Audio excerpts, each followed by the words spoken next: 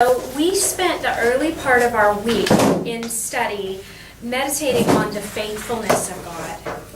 And anytime we get to do that, it's a blessing, right? Yeah. It's a wonderful thing when we get to study and think about the faithfulness of God.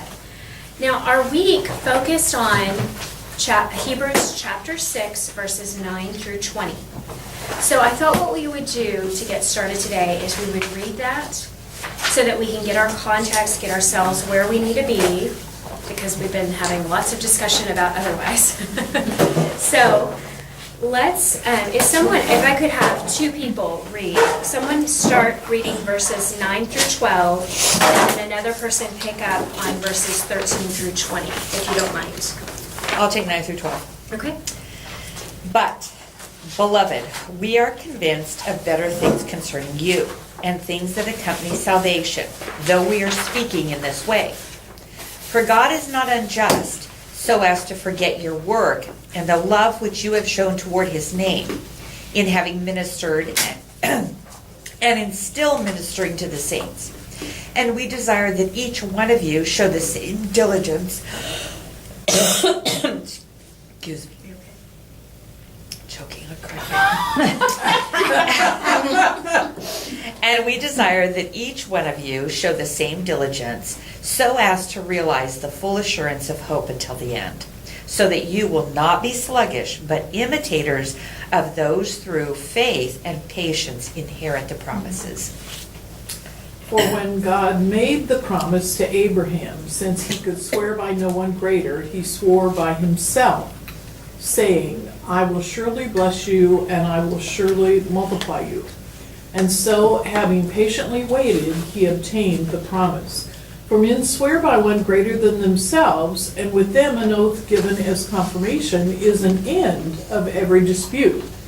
In the same way, God, desiring even more to show to the heirs of the promise the unchangeableness of his purpose, interposed with an oath, so that by two unchangeable things, in which it is impossible for God to lie, we who have taken refuge would have strong encouragement to take hold of the hope set before us. This hope we have as an anchor of the soul, a hope both sure and steadfast, and one which enters within the veil, where Jesus has entered as a forerunner for us, having become a high priest forever, according to the order of Melchizedek. Okay, great. So now, we've gotten past the bumpy road of chapter 6, right? So we all agree, no matter what we thought of verses 4 through 6, that we are now addressing believers, right? Yes. Right? We're there. This is We're an with address to believers or to the church. Yes. Okay? So yay, we don't have to worry about that bump. That bump is past. I don't know, because I read something on 10, and I'll have to go back and see if I can jog my brain. Verse Or 10? 10? On 10. 6:10? 6:10. Okay, well, let me, Okay, yeah, well, why don't we go on? yeah, let's just pretend like we all agree, okay? Let's just pretend. Okay, so our week is focused in here on 9 through 20. And remember how we've been noting along the way, as we've been studying the book of Hebrews, a number of contrasts and comparisons that are used throughout the book so far. Do you remember that? Mm-hmm. Okay, now we're starting to have quite the list of comparisons. So I'm not going to go and over all of them. Today we're not even doing a review, believe it or not. So we just have to remember where we are. Okay, so what we're going to do is we're going to add to our list of comparisons. What do you see contrasted in verses 4 through 8 and verses 9 through 12? This question was actually asked on day 1 and 2, page 21, question 2. What's the contrast there? The difference in the pronouns in 4 through 8, it's they and them, Right. those who have fallen away, and in 9 through 12, it's you. Right, and it's you, and they are the ones who have ministered and still minister to the saints. Right. And they have work and love, right? So you kind of you're seeing the difference between those who have fallen away and those who have ministered and are indeed still ministering to, okay? So, what is contrasted within verse 12? And this was the next question on day 1 and 2, question 3 on page 21. Not to be sluggish, but instead be imitators. Right, so we have the contrast just within that one verse, so that you will not be sluggish, but imitators of those who through faith and patience inherit the promise. So there's the contrast. Isn't it funny that they kind of both imply slowness? That's sluggish, right? That's slow of hearing and that kind of thing. And so does the other, the imitators of those who through what? Patience. Yeah. So it's not about, anything happening any faster, right? I just thought that was kind of funny. But there's a huge There's a huge between difference, right? sluggish and patient. There is. Now, who is laid out as the example for us to follow in patience and in patiently or faithfully waiting? Abraham. So that's who we start to see discussed in verses 13 down into 17, let's say. Okay, now, did you see how he's described in Hebrews 6? Did you mark him as a key word? Did you make a list Make a list of what? of Abraham, of what you learned about Abraham? Yeah, I think someplace in Somewhere on there, right? All right, well, remember, that's what we do with our key words. Every key word, if it's a key word and you've taken the time to mark it, then you ought to go ahead and take the time to make a list about it. Because if it's key, it's not just key to mark. You'll start to see Abraham in verse 13 of chapter 6.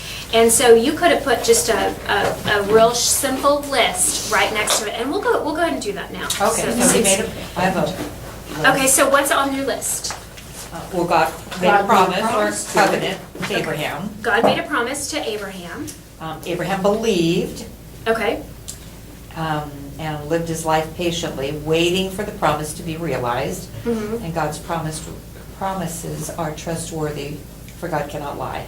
Is there any indication as to what the promise was that God made to Abraham? Yes, I will surely bless you and I will surely multiply you. Okay, so you'd want to make sure you're marking Abraham there in the you and the you of the blessings, right? So we see that he will surely bless him, and the promise is that he will also surely multiply him. And that's verse 14. So the things that are on your list, just to kind of summarize, should be that God made a promise to him. The promise was sure blessing and sure multiplication. That he then, in response to that, patiently waited, verse 15, and that he obtained the promise, verse 15, right? So it's a real short list, but it's worth taking the time that we see what Hebrews has to say about Abraham. Okay, so how does Abraham hear this promise? In what way was it given to him? God spoke to him. God spoke to him, right? So What was God. so great, I always know. remember when he said, "Here I am." I know, it's great. Can't Okay. you walk around the house and Here I all of a am. sudden say, "Here I am"? I know. Because I know. when you're in doubt about something or you're asking him or whatever, and it just, here I am. Here I am, ready to obey, right? Okay, so God spoke to him, and he spoke to him a number of times. And we looked at the development of this promise to Abraham through our study this week. So it was interesting what they had us do. They basically had us start at the end of that promise, like the last time God speaks to him. And and then we went back to the beginning, and then we kind of walked our way through. But today what we're going to do is we're going to kind of sort this out on a timeline, because I love a timeline. And we're going to note two things. I'm going to write it up on the board, so if you want to take a piece of paper you're welcome to do that. I put it on a piece of paper too. I did it lengthwise, so you may want to do it lengthwise, or landscape, I guess is the word. But what we're going to do is we're going to lay it out on a timeline by the chapters that are in Genesis where the times that he talks to Abraham. And then we're going to identify two things. We're going to identify what God promises at that particular time and what he said about the descendants. Now, we did this in our homework, so you have a cheat sheet, don't worry. We did this on our homework starting on page 23 and going on to page 24, and that's what they asked us to do, was to note those two things. So the only one that you might not have done that for was the very last one, but by the time we get there, I think you'll be ready for it. Okay, so let's do that. So I'm going to start all the way over here. I'm glad we got the whole board down. This is where I went. Okay, the very first passage that we looked at, or the very first passage in the timeline would be Genesis 12, 1 through 3. Okay, that's the first thing on our timeline. Now, it's not straight, but that's okay. Okay, what does God promise to Abraham at this point in his life? To make him a great nation. Well, but prior to that, even in 1, he tells him to go. Yes. Mm. Is that a promise or is that a command? That's a command. Okay, well, did it ask for only promises? Yeah. Yes. I asked for only promises. Okay, so we're just going to look at promises. There is a time where there is a promise regarding him telling you to go. Oh, God. It's the next one. Okay, so what else is on our list of promises there? A great Bless you. nation. I'm sorry? Bless. Bless, I will bless you. Make your name great. He'll have a great name. He'll be a blessing. He will be a blessing, right? Mm-hmm. And then what does he say about those who bless you? God will bless those Mhm. who bless him and curse those who curse him.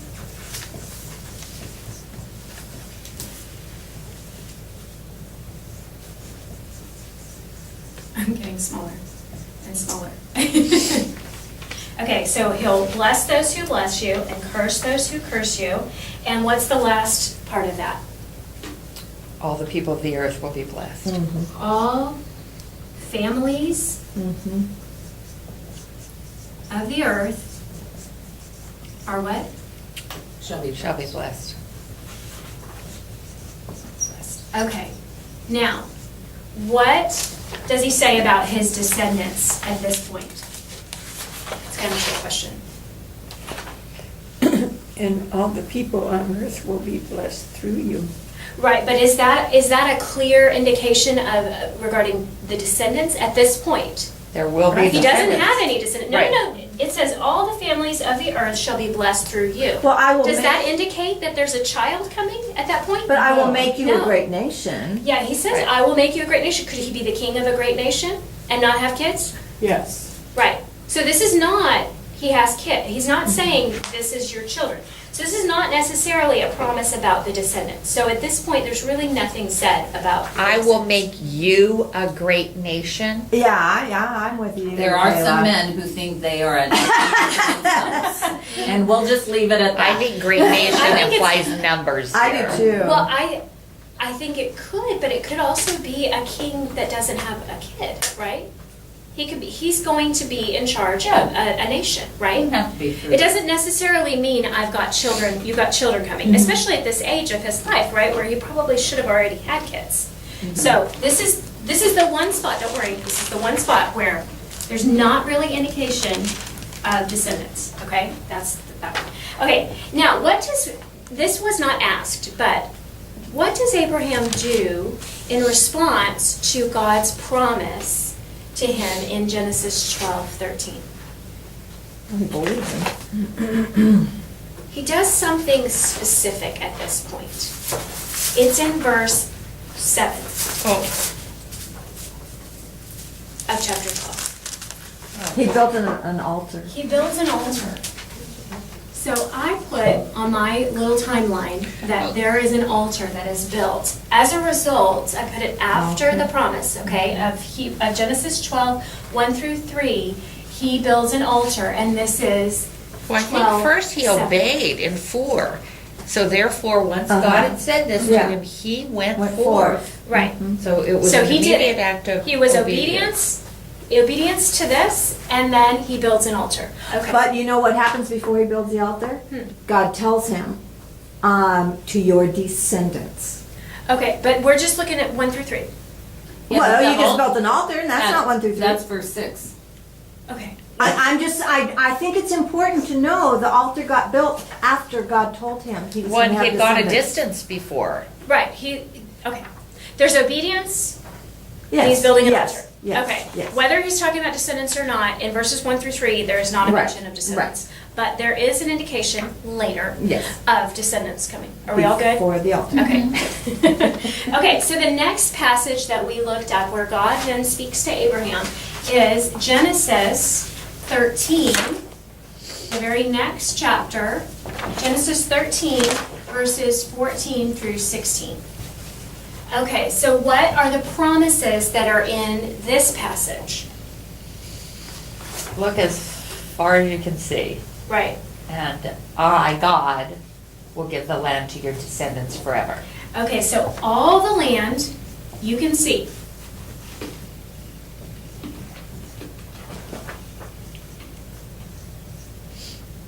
I will give you how long? Forever. Forever. So God's promises are forever. Okay, and then what else is promised there? He will make his descendants as the dust of the earth. Okay, he will make. I'm gonna put that for descendants because I don't Yeah, want to I write it did down. the same thing. Okay, as the dust of the earth. Now, can you count the dust of the earth? No. No, but he's basically saying if you could count the dust of the earth, that's how many descendants you'll have. Okay, so the second part regarding the descendants, what is he saying here? They're going to be what? A lot of them. Yeah, they're going to be innumerable, basically. That's what I put. Innumerable, and it's compared to the dust of the earth. Okay, and then what else is included in this first promise regarding the descendants?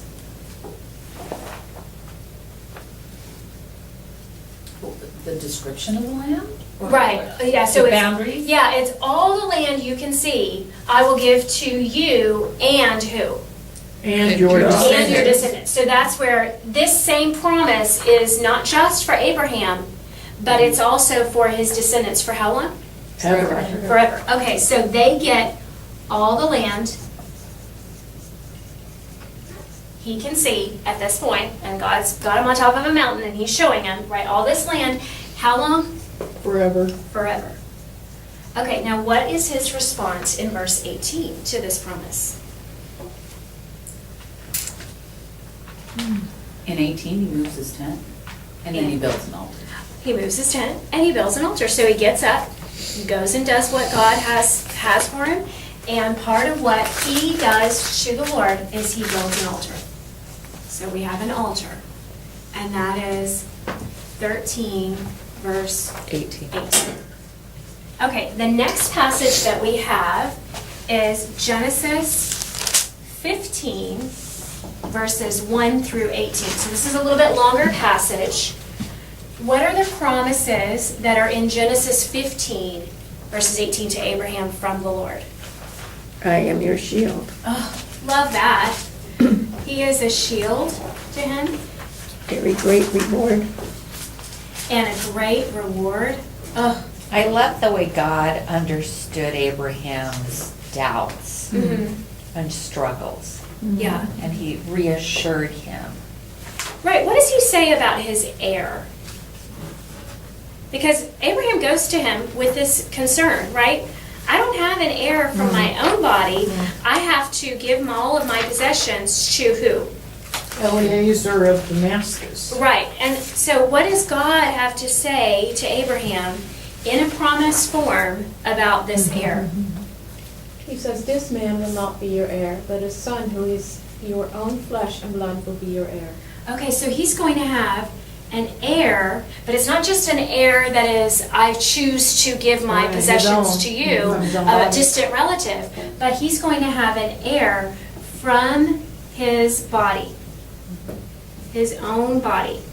It's like he's narrowing down this understanding of, and he needs to, because But Abraham that, gets off a little bit, isn't right? that wonderful? Yes. That we can go in all of our confusion and say, you know, this is, how Mhm. is this gonna happen? Right, because it doesn't look like it's going to happen the way that God has said. Because it's broader at the beginning, and then it's a little bit more focused, and then it's a little more focused, and as we get further, it's even more focused and more focused. Okay, so an heir from his own body, and specifically not Eliezer. I don't know if I'm spelling that right, but it's okay. Poor old Eliezer, nobody knows who he is. Okay. Now, what else does he promise as part of the promises in this time to Abraham? Count the Right, stars, take them so outside. shall your descendants be. Okay, so he's going to have innumerable descendants, but they're compared to what? Stars. As stars. Stars in the sky. Okay, so last time it was as dust, Dust. and now it's Now as they're stars. And what does he say about these people? They're gonna live enslaved for 400 years as strangers in a land. Okay, so they're, let me, Well, It's that's this jumping too. ahead a bit, isn't it? well, sort of. Verse 13. Because we have to get the belief in there. I'm sorry. For his descendants, you mean? Okay, But we're Well, Abraham- just the promises. Yeah, but Oh, we're I'm just, sorry. yeah, we're just I'm looking at sorry. the, yeah, My we're just looking at mistake. the promises. Now, I've jumped to talking here about the descendants, because we're talking about the descendants, because he's talking about what's going to happen, the promise that's going to happen to these descendants. One is they will be as innumerable as the stars. They'll be as the stars. And then Jane, what did you say? They will live as strangers enslaved for 400 years. My pen is just like dying. Let's see if we can get something a little bit brighter here. In a land that's not theirs. Okay, so they're going to be strangers. They're going to be slaves. Oppressed. They're going to be oppressed. I thought promises were good things. I know, I yeah. Okay, they're going to be Sure, Abraham's strangers, like, slaves, land? oppressed in a land that That's is not what? theirs. Okay, in a land that's Put it not under theirs. preference For to 400 descendants. years. Oh, there's a time limit. Well, it's Okay, both. I like the time limit. At least I can get through that. And then what? God's gonna judge the nation, they'll serve, and they will come out with many possessions. Okay, they will Come out. come out. And they'll come out with many possessions, right? Yep. From the river of Egypt to the Euphrates. Okay, so now, what other promise does he make? And this is not necessarily regarding the descendants, but it kind of has a little bit to do with the descendants, regarding the nation Oh, that they they'll- serve. Oh, the nation they serve? Uh-huh. This nation that they are strangers in and slaves to and oppressed by. What's the promise there? He's gonna judge that nation. Right, so Judge them. who's going to judge them? God. Okay, he says, I will judge this nation. That's a promise. Does that happen? Do we know from our Old Testament history? Does he judge that nation? Okay, and then one final promise he makes to Abraham, and it's regarding going to his fathers. You'll Buried. go to your fathers in peace, you'll be buried at a ripe old age. Okay, you don't often get to hear how you're going to die. No. Right? But we know that Abraham Or gets this when. promise, right? He gets this promise that you're not going to be murdered, right? And you're not going to, it's kind of like you'll get to go peacefully in your sleep, right? So he'll go to his fathers in peace when he's old. Yep. Okay, so he's going to live to a ripe old age. Now, what happens in this passage that is unique? What is the response, or what is going on around these promises? What's the event that's going on? Well, that's He right. believed. Belief. He believed, but what's God's The a making a smoking covenant. oven and the flaming torch. Right, so there's a- passes Well, between the right. pieces. right? So we have a For the covenant. covenant. Right, this is the Yes. cutting of covenant. So what I Covenant of did, covenant. just as a physical representation, was this is how I do this is what my symbol is for covenant throughout scripture. It's just 2 lines, and it's that passing through, right? Because I don't know how to draw an oven, so I'm sorry. Okay. You can put an oven, if you know how to draw an oven, you do that. If you know how to draw half of a bird, you do that. You go right ahead. But that's how I cut covenant. Okay.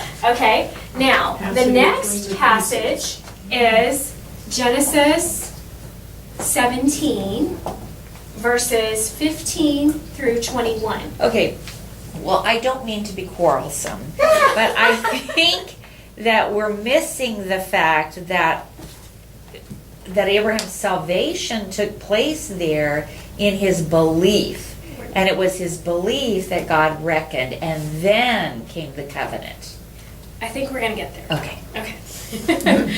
I'll be patient. Okay. I hope we're going to Patiently get there. Yeah, patiently waiting.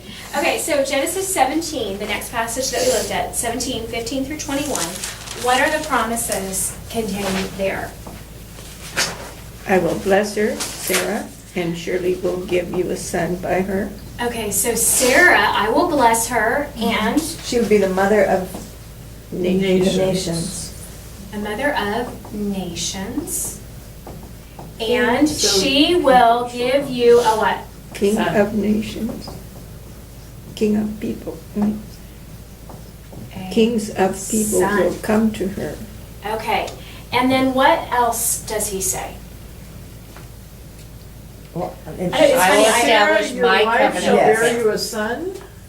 Whoa. We've got that one. But God would establish an everlasting covenant with Isaac and his Okay, so descendants. remember, this is narrowing, right? Yeah, So he's right, narrowing it down, and he's going to establish a covenant with who? Isaac. Isaac. Isaac. And who's Isaac? Nobody at this point. God even He's the names promise. him, right? Yeah. He names Yeah, this yeah. son that Sarah's going to have. Yeah. He names him Isaac for Abraham and Isaac and Sarah. They yeah. don't get the chance to name him. Right. God gives him the name. Okay, so he's going to establish this covenant, that's my covenant sign, with Isaac. And then there's one more promise. Yep, Ishmael will have He'll be a great also nation. make a nation out of Ishmael. And what does it say? I will what? Bless him. Ooh, interesting. I And will make him bless fruitful. Ishmael. And Okay, he and that's will speaking, multiply exceedingly. right, and that's speaking of his descendants, right? Yes. So that's where we would talk about these descendants. Now, the first descendant that he's addressing is Isaac. So what does he say about Isaac?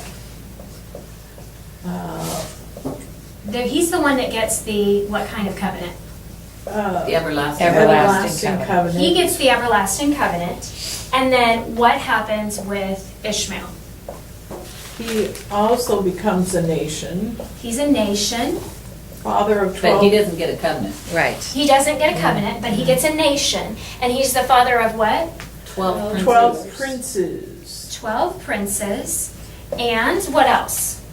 He'll be fruitful. He'll be fruitful. Exceedingly. I will multiply him So- exceedingly. So But he's when going to he be a says- big nation, right? A lot of people are going Oh, yeah. to come from Ishmael. But his blessing is physical, not spiritual. Right, right. But we're just writing down with the details, right? So he's going to be a great nation, right? Because in the nation's not just a nation, it's fruitful and it's great. Okay? So that is what's going on here in this passage. Now, what is the response of Abraham at this point? What happens after that? Circumcision. Oh, okay. Did God say you need to go do this? God did it to him, didn't he? 17. No, I think he did it himself. He did it. Ouch. I know. No. What, He says Back in verse 17, God says, "For you shall keep my covenant, and this is the sign, you Yeah. shall be circumcised." Yeah. Okay, Yeah. okay, so he tells So he him. does tell him, And this he is the earns sign. circumcised Okay, little. so here, what's the event of this chapter that happens in response to this The circumcision. circumcision? Okay, I put a knife, and my knife is really bad, so. Oh, I want to see the. I'm really a bad I want you to drawer. draw a foreskin there. Oh my God, I wouldn't even know. Okay. That's what it says.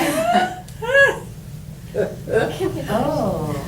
Oh, good. Oh, you got one of those shishuko knives. I do. So that's the knife, okay? Looks like a Okay, so shark. there's our knife, and that is going to represent that the response to that is circumcision. And yes, it is asked of Abraham to do this to his descendants, right? And so he does it to himself, and then he also does it to his entire what? Every male The among you. entire household. His entire household. Now, does that include Isaac at this point?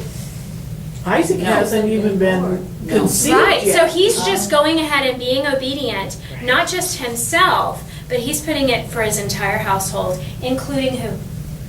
Ishmael. Including Ishmael, okay. Those are just, little bits of trivia. Okay, so the next passage that we have, that we went to, is Genesis chapter 21, verses 1 through 12. This is the next time that God speaks to Abraham and has some promises for him. What promise does God make to Abraham this time? Wouldn't it be nice if God really just did this to us? Sometimes we just need that, right? He was, Aren't you so glad we have His Word? Yeah. he was gracious to Promises. Sarah, She as he conceived. had promised, and Okay. she bore him a son. Right, and then what does God say in Genesis 21, 1 through 12? What kind of promises does He make? Or what kind of promise does He make? Whatever Sarah tells you, listen to her. Yeah, I like that one. I wrote down Hagar's son would not produce Abraham's descendants, Isaac would. That's what I wrote down. Okay, so he says, through Isaac, yeah. your descendants shall be named. Yeah. So that's the promise, right? Okay.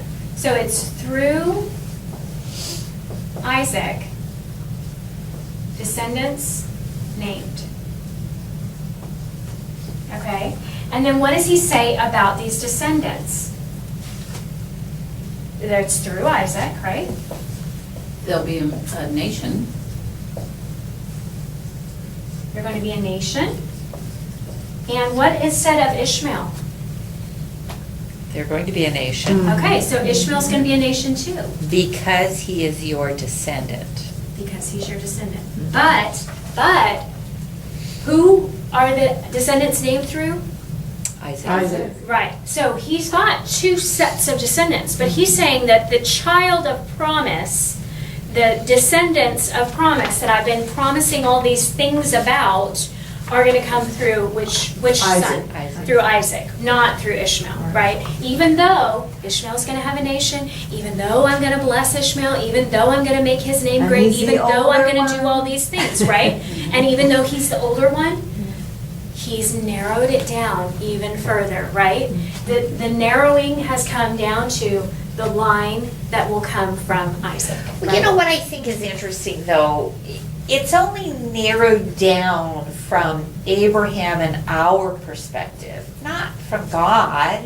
I mean, God back in the beginning, when he made this promise, he knew exactly how it was going to lay out.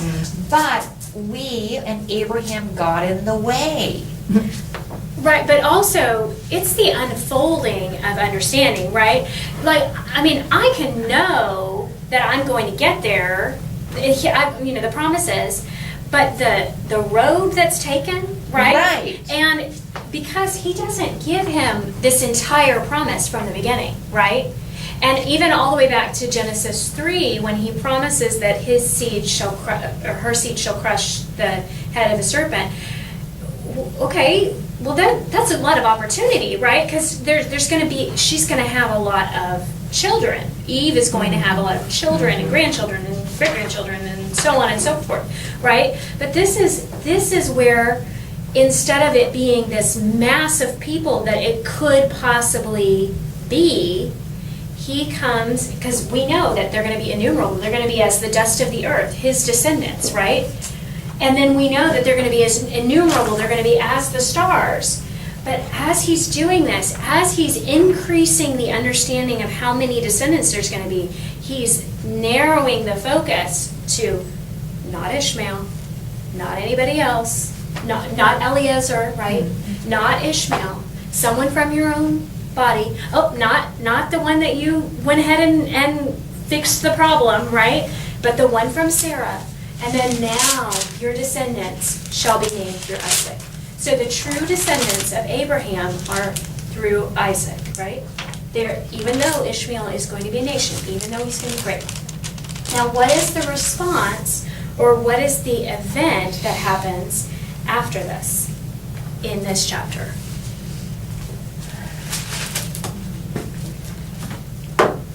Well, Oh, go ahead. I'm just gonna say, Sarah gets a little ticked and Yes. wants Hagar out of there. Right, and so what's interesting there, we Syndrome. come to verse 14. What does it say in verse 14 of 21? Genesis So 21. Abraham rose early in the morning, took bread and a skin of water, gave them to Hagar, putting them on her shoulder, gave her the boy and sent her away. And she departed and wandered about in the wilderness. So how did Abraham respond?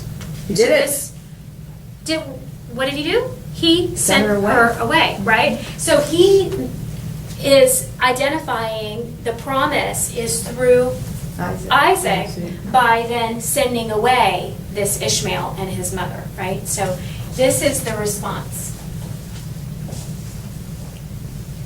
They go away, right?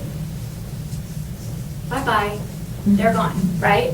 So he is identifying that God has made a promise that through Isaac, his descendants shall be named. Okay, then we come to Genesis 22. Now, we did this at the beginning of the week, if you'll remember, and then we went through all this, but in chronological order, the next thing that would happen is Genesis 22, verses 1 through 19, which is just, a miraculous and wonderful passage of Scripture, if ever there was one. What is the promise, or what are the promises that God makes in this passage? Again, to bless him and multiply, greatly multiply his seed. Right. Now, there's one right at the beginning, and I had to say it.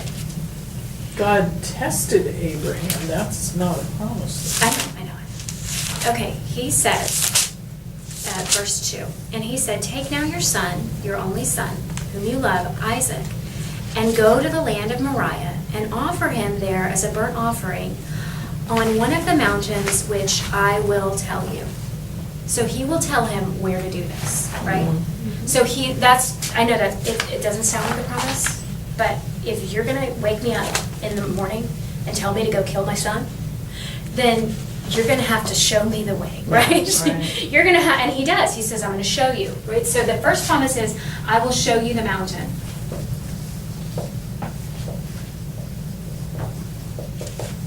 Okay, and then as we get down and further into the story, what are the promises? And you started, Carolyn, what was it? I will what? I'm sorry, I Bless totally you. lost it. Okay. Bless you. I will bless you Verse 16. and seven. Multiply your seed. multiply seed, and your seed shall what? Possess the gate Possess of their the enemies. gate of their enemies. And in his seed all the nations of the earth shall be blessed. Okay, and then Because you have obeyed my voice.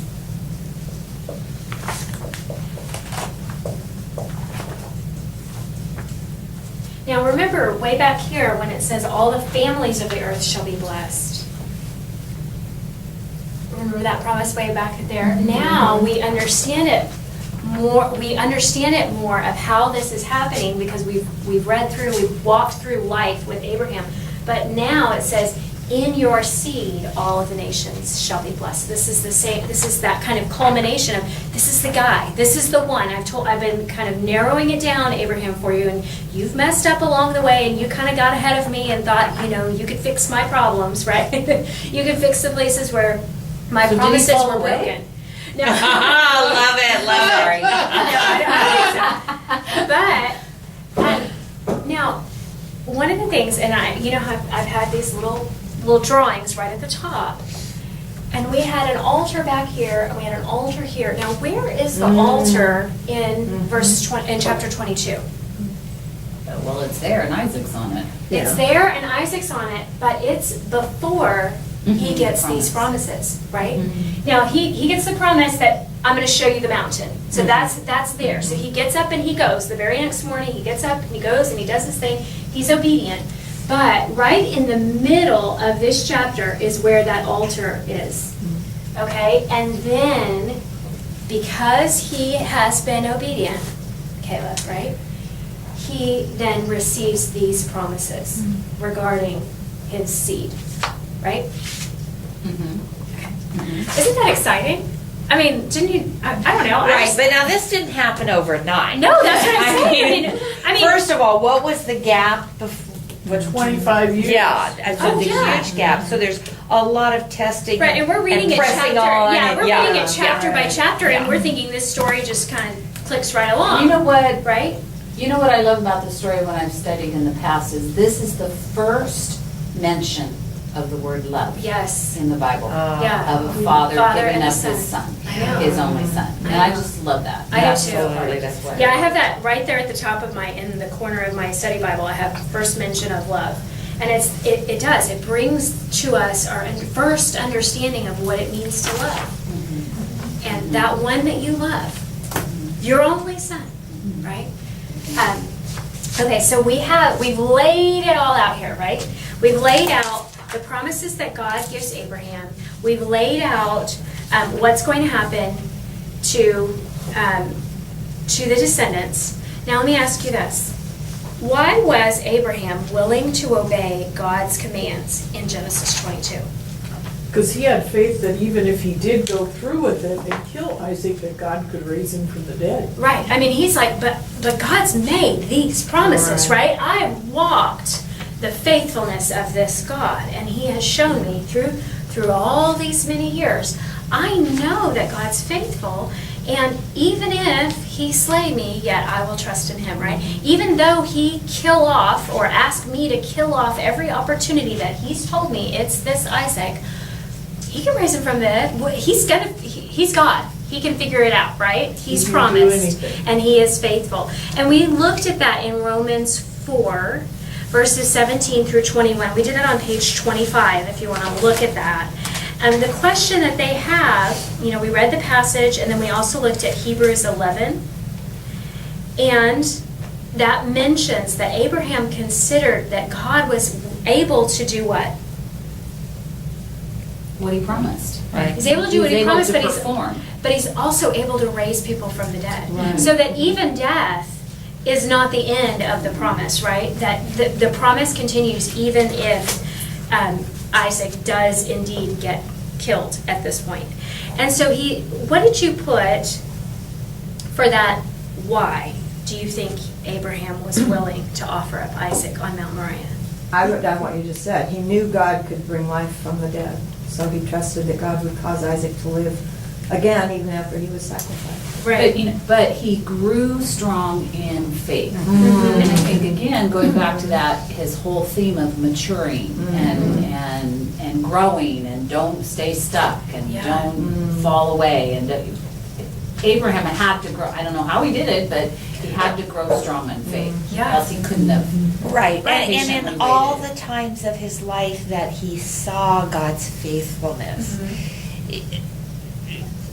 he was fully convinced. Yeah. And I think there's times in our lives where we just have to go straight on what the word says, no matter what it looks like, because I love in Hebrews where it says hope against hope. It was a hopeless situation, Yeah. but he had that firm conviction that God was going to do what he said he was going to Which do. is faith. And that's Right. exactly right. And he had the evidence of it. Yeah. And how much more we do, and yet.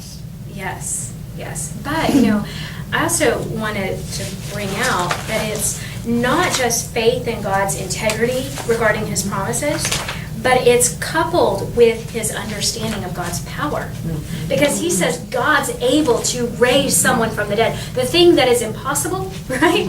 I mean, the things that he thought were impossible, to bring forth a child from a womb that was Right. barren for 90 years and him in his old age, and that's just impossible, right? God did that. And so he couples that complete assurance of God's promise, he puts that right next to, and God is able. It's not just that he promised, but he can do it too, right? So I just love that, because we sometimes we forget that our God is so great and so strong and so mighty. There's nothing our God cannot do, right? The mountains are his, the rivers are, the stars are his handiwork too. Yeah, and it's just, we have to, in our faith, remember that it's not blind faith, right? It's not just, God said it, so I believe it, and let me just gut it out. But it is, and he's powerful enough to bring it through, that promise he can perform, right? So I love that that's what causes Abraham to walk this road, right? To then walk the road all the way to Mount Moriah and to be willing to offer up his son. And I know scripture doesn't say this, but I can only imagine that he had, that faith that he had to have been something intangible. It had to be, for instance, in church Sunday, there was something about me and my spirit that was so open to God and his spirit that he just touched my heart to tears. And I'm not a crier, and it was outside of myself. And I just think, we read about this, we know all of this, and yet we know all of this. We have scripture, and we have, we've seen the Holy Spirit work, and yet any of you guys volunteer to do this same thing, Right.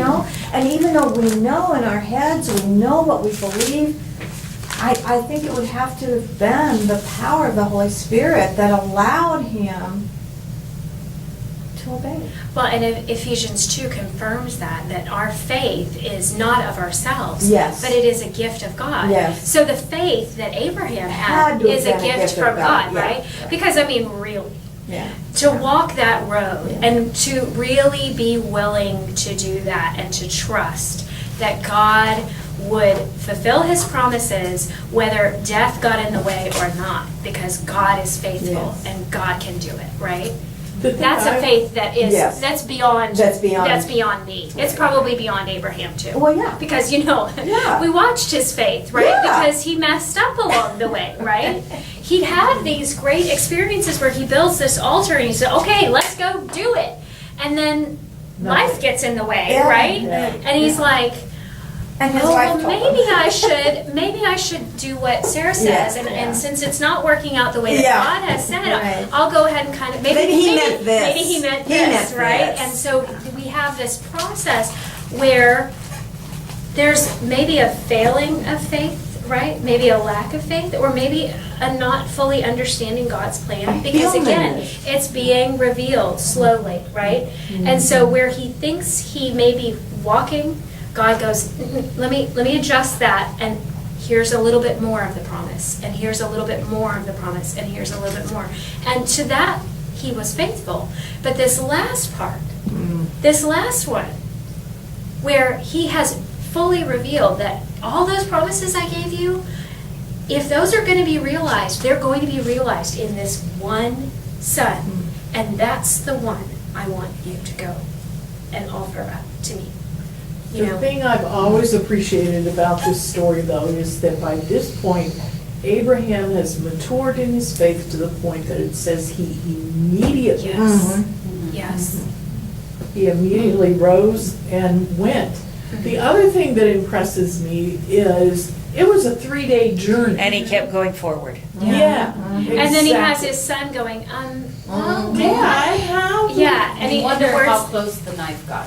right, and That's he what I tells, wonder. and he tells, Yeah. Yeah, he tells the men who are with them, we're gonna leave you here, Yeah. and we will Yeah. return. yeah. He Yeah, has the faith. yeah. He has not had Well, that it says we will mountaintop go and experience, worship. right? Right, we will go and worship. And that's the first instance of And, worship. right, and we So, will yeah. return to you. So he knows that whatever is going to happen on this mountain, Isaac's God coming is back. going to be faithful, right? He's going to show himself powerful enough to keep his promise. It's just, I mean, it's Wow. just a miraculous passage of scripture. We could just spend days. Okay, so let me ask you this question. How would you title what Abraham did? If you were to give it a one-word name, he stepped out in faith, right? He stepped out in obedience. He stepped out in faith. And it's so interesting that you said that because we've been talking about how that faith goes with obedience, that we demonstrate our faith by being obedient. And that's indeed how he demonstrates his faith in this passage and in previous passages. He gets up and moves, right? He gets up and takes his tent and goes somewhere else when God tells him to do that. He's just being obedient. But- He's stepping out in faith because he doesn't see all of it yet. He doesn't. Does he have descendants as the stars No. at this point? Does he No. have descendants as No, he's the left sand? everything. got one. And it seemed pretty odd that it could happen. Yeah, yeah. The first thing he has to do is listen. Yes. Yes. He has to hear. And And believe. he said, "Here I am." Yeah. But he had to, He had to God be called there. him and he listened. to Yeah, him. definitely. Okay, so now how was this faith that he's stepping out in, how is it demonstrated? Did he just say he believed in God? No, he acted on it. No, he walked, right? He built altars, he cut covenant, he circumcised himself and his household. He went away or sent away Ishmael and Hagar. He sent away his sure thing, so to speak, right? He laid his son of promise on an altar to kill him, all in faith. Now, the author of Hebrews relates this story and this history of Abraham and his faith to something that these recipients have going on in their lives. It's also one word, and it's related to faith. What is it? And we find it in chapter 6 of Hebrews, verses 11, 18, and 19. Oh, I remember doing that. It's hope. Now, is hope the same thing as faith? Not quite. Not quite, is it? Now let's look at it. You were asked to make a list of what you learn about hope in Hebrews 6. Did you make a list? Did you mark it and make a list? Yes. Yes. Okay, good. What's on your list? That is, let's see, they asked us on day 1 and 2, question 3B on page 22.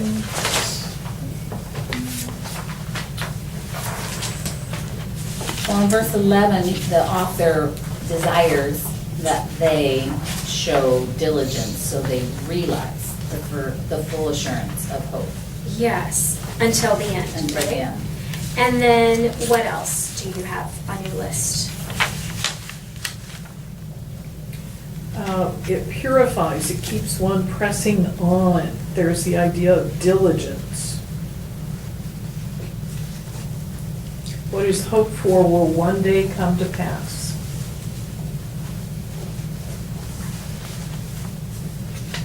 Okay. I know, I wrote down that it ends. It says we can realize the full assurance of hope until the end, so it ends. Right? We are encouraged to take hold of the hope set before us, so we have to be active and grab it, I put. Whose is it? It's our hope. It's our hope. Yeah. We who have what? Taken Hold. refuge. Take hold of. Well, and the last one, I love this. It anchors our soul. It is Yes. sure and steadfast and goes beyond the veil for us. Okay, how do I get this hope? I take hold of it, right? Take it, That's yeah. right there in the passage. Yeah, you grab So it. it's to be taken hold of. And where is it?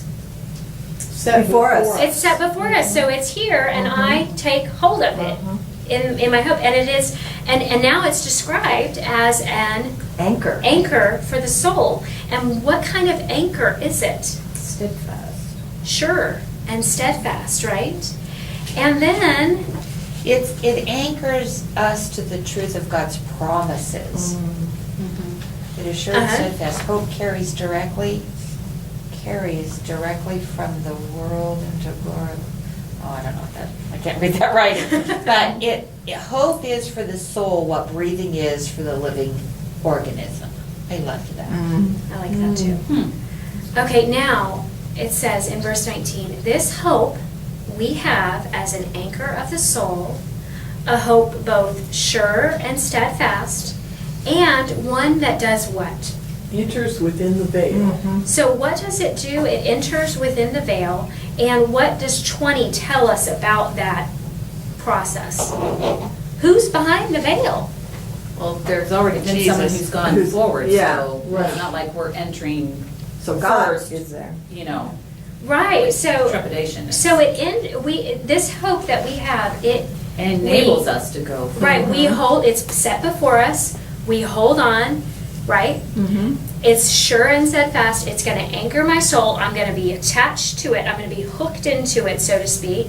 And it has gone where? Into the Holy of Holies. Yeah, Where God is. where Jesus has gone as a forerunner. So how would you describe this hope in relation to Jesus? Is he our hope? Oh, Uh-huh. absolutely. And I learned a new word. I looked it up. Metonymy, Oh, uh-huh. a figure of speech consisting of the use of the name of one thing for that of another for which it is in its attribute, so that Jesus is our hope. Yes. The metonymy. Metonymy. Uh-huh. Yeah, because he is our hope. That Yes. is what he is. Yeah, and so Who it's is? neat because it's talking about this hope, and we've got it set before us, and I'm supposed to hold on to it. And then that last thing that it's an anchor for my soul, but that it tells me that this hope has entered within the veil where Jesus has entered. And so we see, it's that picture of that hope is Jesus. And so we put that before us, I hold on to Jesus. Now, what is this book about? What is the Jesus. theme of Yeah, this yeah. book? Consider Consider Jesus. Jesus our great high priest. Well, it's like that man knew what he was doing when he started writing this book, Imagine right? I mean, right here we see that we are to be hooked into this hope, and it is in Jesus. I got my eyes on Jesus, right? And so let me ask you this. What did you learn in your word studies about this hope? We did that on page 22. It's question 3A. It's Strong's number 1680, Elpis. Mm-hmm. An expectation of favorable and confident expectation. Of eternal salvation. Zodiades says a desire of some good with expectation of obtaining it, resulting from justification by faith in Christ as the living hope of believers. I like Lawrence Richards said, the New Testament hope has an objective content, it has a focus, the who, which is Jesus. Right. And it has a subjective impact. That's the everyday living out in a hopeful way. Right. Because of our hope. Right, it has a It practicality has a to it. practicality Yeah. to it. It's what motivates us because of who it is. Right, and it's always, as Zodiatus is only directed to the future, right? It's only forward-looking, it's not past-looking, it's forward-looking. Thomas Brooks says a man full of hope will be full of action. Hope can see heaven through the thickest of clouds. There's a Yeah, word that- picture. Yeah, that veil, right? It's entered within that veil, and if I'm pressing on, I'm still looking to this Jesus as my hope. Well, that veil sort of was that impasse you know. Yeah, that you're not allowed to go in there, right? And we're about to, I mean, we're really about to just dig Because into of hope, that. we can go through that. Yeah, and if we didn't have that, Yeah. we wouldn't be able to go through there, right? The priesthood of all believers. Right. Okay, so how does this hope differ from faith? The faith that's described by Abraham. Is faith the doing and hope the goal? That's not right, but Yeah, I think of faith I as, think they're just so, yeah, Sounds like two sides of the coin. yeah. if yeah, even yeah. that, they Yeah. just are so, I don't know that you can have one They're- without Without the other, Right. right, right. Right. I think for me it was about the clarity of what you're looking at. So the faith, and I kind of viewed it kind of like a dust storm, right? So Abraham knows that these promises are happening, and he knows that his descendants shall be as innumerable as the stars, and he knows that they'll be as the dust of the earth. So literally, it's like he's going, okay, I'm walking forward, and yet Yeah. this is just cloudy. I mean, there's just nothing. I'm just going to walk in faith in the direction that God shows me. I'm going to be obedient because Yeah. that's how I demonstrate my faith, It's right? the ability to get there.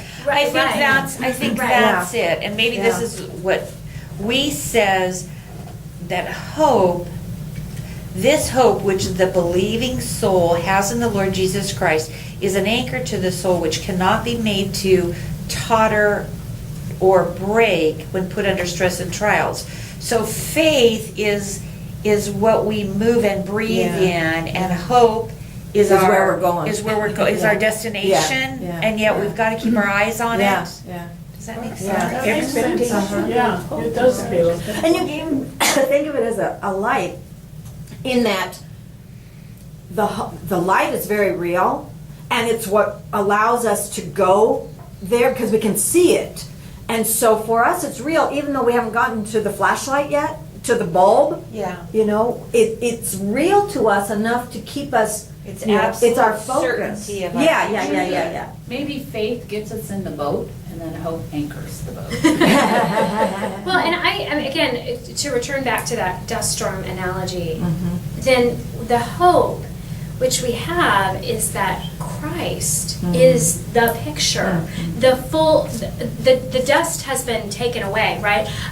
He has been revealed. Where he was veiled in the Old Testament, he is now revealed as the anchor of my soul, the one who sits upon the throne. And that I can hope in because he's gone before me as a forerunner. I too can go there. So it's almost Hope like has got to have motion attached to right, it. they're Yeah. both forward looking. Yeah. They're both, but it's a lot clearer Right. because the hope is an assurance. It's Absolutely. not I hope so. Or, Correct. the way that we use it in Yeah. wouldn't it Yeah. be nice? Wouldn't it be lovely if this was true? No. It is assurance based on, and so that's the picture of that clear picture of Jesus as having passed through the veil as my anchor of my soul. He's gone as a forerunner before me, and that's who my eyes are fixed on. He is my hope, and therefore I can go straight line toward him, right? I don't have to waver. I don't have to kind of lay aside. I don't have to fall away. I'm hooked in, right, to that, and I'm pushing forward. And the faith is still there, but it's not as cloudy as it was for Abraham, right? It's not the same way. I'm still walking in faith, but it's not near as cloudy. It's not a dust storm. Well, that's this is because it. we have a book Right. full of the promises. Right. Yeah. Now, can we still get in God's business? Oh, definitely. You know, we Yeah, definitely Do can we get ever? in this with his Well, business. that's definitely. But again, and But we've got what Abraham didn't have. Yes. the fullness And of yet it Christ. takes the same, And 2,000 years of history this side of the cross. Right. Yeah. which So Abraham it's didn't have. yeah, and it's based on the same things, right? Is it based on the same things that hope? Remember we talked about it being for faith. It's the combination of a trust in God's promises and his power to fulfill them. Does our hope kind of mirror that? And again, I agree with it kind of being, they're related, kind of the same side of the point, but it's believing God's promise. What's his promise to us regarding Christ? That we can go be with him, right? That if I put my faith in him, I get to be, I'm saved, right? I go and be with him. But it's also, I mean, think about that. Does that seem like something normal to you? Like, is that just easy to happen? No. Could I do that myself if I really wanted to? Could I go be in heaven with God without Jesus? No. No, he has the power to bring that forward. So it's that hope. I put that my faith and my trust in his promises, and I put it right next to believing that he is able to do it, right? He's able to complete the work that he has begun in me, right? That's that hope. It's pushing forward, that forward looking. And so with faith, the promises are given and believed. With hope, the promises are fulfilled and pressed towards. That's kind of how I summarize that. Say So, that again. with faith, the promises are given and believed. With hope, the promises are fulfilled and pressed towards. It's both sure and steadfast. It's not moving. It's not cloudy. It enters within the veil where Jesus has already gone as a forerunner. He is there, so we shall be there. Therefore, we have hope. It's just exciting, right? And this is just so neat because we have this picture of hope against hope, right? This is why we laid this out. This is why we went and looked at it, and we will get to that in chapter 11, where it's talking about, did this seem sure and steadfast? It was a hopeless situation. Yeah, this did not seem sure and steadfast at any point, right? But he stepped in faith and was obedient. And that's what it says, he grew strong in Yes, faith. that's not right. strong in hope. Right. He grew strong in faith. Now, I don't know what that looks like for him, Right. how he grew strong in faith, but Right. it was his faith Yeah. that it grew strong. Yeah. Yeah. And then hope's kind of against him, right? It's not that clear picture. It's not just this anchor that I can hook onto and I can see. That's where we're headed, right? That Christ is where I'm headed. With him, it was, well, God said I'm going to have this large amount of descendants, and that all the families of the earth are going to be blessed. And then he told me a little bit more and a little bit more. And he starts to kind of peel away some of the cloudiness and the dust that's And before he saw him. the faithfulness of God, which allowed his faith to grow. But did he ever see the fulfillment of all of these promises? No. No, he died, but he died in faith, In faith, right? right. And so he goes in because He's seeing it his from. faith justified him, right? Well, and that's the answer to the question that if anyone that can be posed about anyone in the Old Testament, how did they enter heaven? It was before Yes. Christ's sacrifices, because they had faith that sacrifice was coming. Well, their faith was in God. Yeah, Yes, they believed yes, him. they They believed believed him. him, and it was reckoned to them as As righteousness. righteousness. That's how you get it. And how do we get it? This side of the cross. Same exact way. We believed, and we therefore get Christ's righteousness, Right, right? right. His account becomes our account, Ours. right? Yeah. And so it's the same. It's just a beautiful, Right. wonderful thing. Because it is still the gospel of God, as it was even before Christ. Yeah, we just have a much clearer picture. Now we have this hope as an anchor for our soul that we can just keep pressing We can towards. see the end from the beginning. Right? Only thing Abraham had was the very beginning. Yeah, and he's just seeing it kind of in this. And now we can consider Jesus our great high priest. We can keep our eyes on him as we walk forward, not just in the book of Hebrews, but in life, right? We have this hope that has entered within the veil, where we'll go, because he's gone as a what? A forerunner. So that means who's coming? Are we the behind runners? I don't know what the word is. Followers. Oh, the follower. Okay. I wish there was runner in there. That'd be nice. Just for the. The running follower. Yeah, running followers.